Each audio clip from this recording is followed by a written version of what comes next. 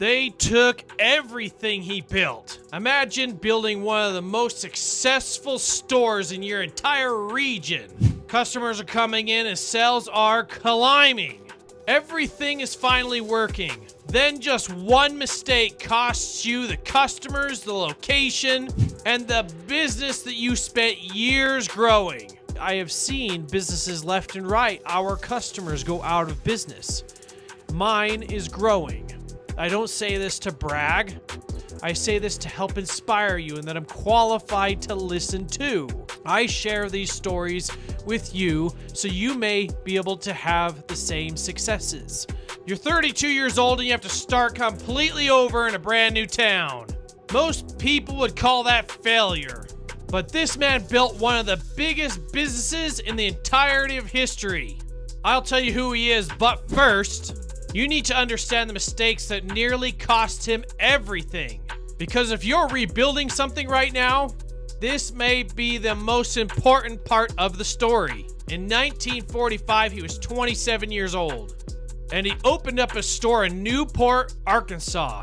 He obsessed over every detail, the prices, the inventory, and the customers, competitors, anything that would make the store better. And it worked. Within years, his store became one of the strongest performers in the entire region. But while he focused on building up the business, he overlooked something super critical: the lease. He didn't secure the long-term protection that he needed.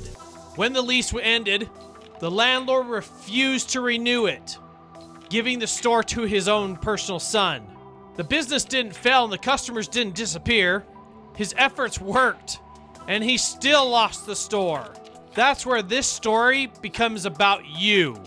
When something falls apart, most people ask themselves, how do I get back what I lost? But the better question is, what allowed me to lose it? Because recovery isn't enough if you rebuild with the same weaknesses. That's lesson number one. Don't just recover from failure. Remove what made it happen. The bad contract. Change how you review contracts. Or the wrong partner. Change how you choose a partner. Poor cash flow. Build up the reserves. Bad decisions. Change the system that produced them. Failure becomes valuable when it changes how you operate. So he picked up his family and moved to a small town in Arkansas. New location, new customers, and a new beginning. But this time, he made sure the foundation was protected. He definitely secured a long-term lease. He wasn't going to lose twice in the same way. And that should be your goal after failure as well. Come harder to defeat in the same way twice. But here's the part that most comeback stories leave out. Success doesn't immediately follow. He rebuilt and then he kept building for more than a decade.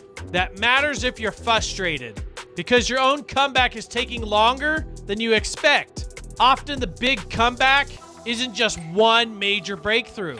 Sometimes it's years of better decisions compounding. And while he was busy rebuilding, something big had changed. The old landlord had taken the location, but he didn't take all the knowledge, the understanding of the customers, or the store owner's experience, or the mistakes that he had to pay for, nor his ability to build.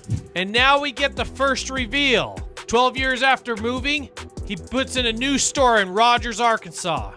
The year was 1962, and that store was called Walmart. And his name is Sam Walton. But that's not the reason why this story matters to you. Because when Walton had lost his first store, he walked away with something far more valuable than the store itself. And it's something that you may still have after your own loss as well. Walton was not the same man starting over. He had experience, judgment, mistakes, skills, and evidence.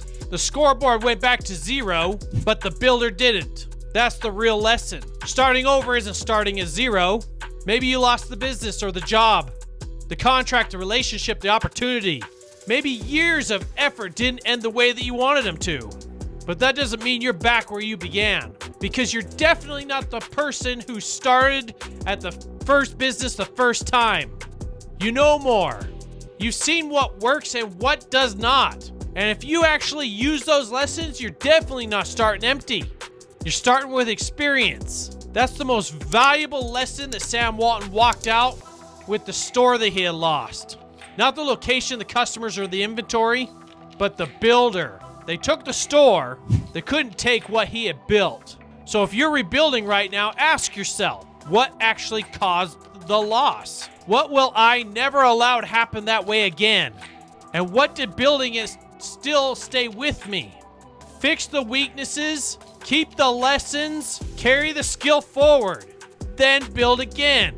Because sometimes what looks like starting over is actually starting again with an advantage.